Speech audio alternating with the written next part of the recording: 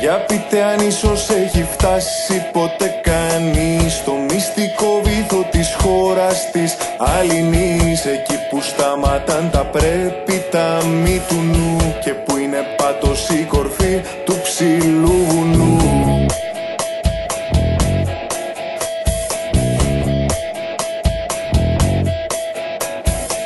Εκεί που όλα είναι στο σώμα σου επιτρεπτά κι όλα τα λάθη τα συγχώρητα είναι σωστά κι όλα τα αισθήματα που κρύβεις γιατί πονάς εκεί είναι ελεύθερα να τρέξουν όπου αγαπάς.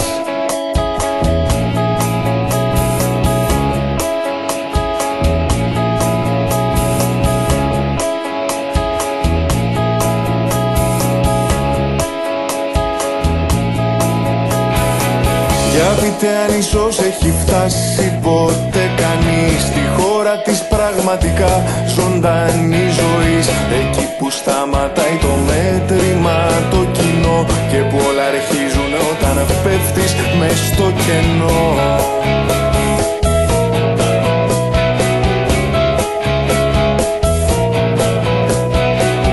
Εκεί που η θάλασσα δεν έχει σπαταληθεί, ούτε η γυμνή γυναίκα δεν απομαγευτεί και που ο Θεός είναι παιδάκι 7 χρονών που βλαστημάει στον κήπο μόνο του το Θεό.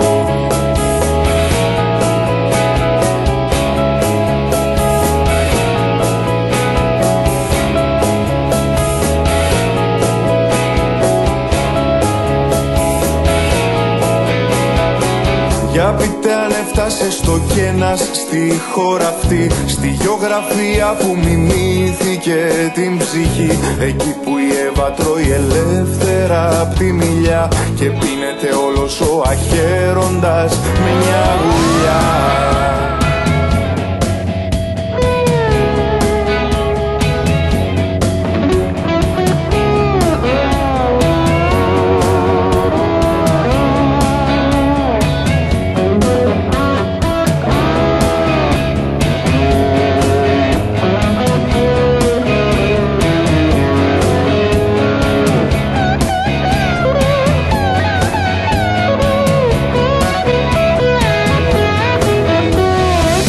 Απόψε πάλι το σκοτάδι έπεσε νωρίς. Ψάχνω για κάτι που είναι δύσκολο να το δεις. Μ' ακούω σαν ψιθυρό απ' τα υπόγεια της μουσικής, τη χώρα που δεν έχει φτάσει ποτέ κανείς.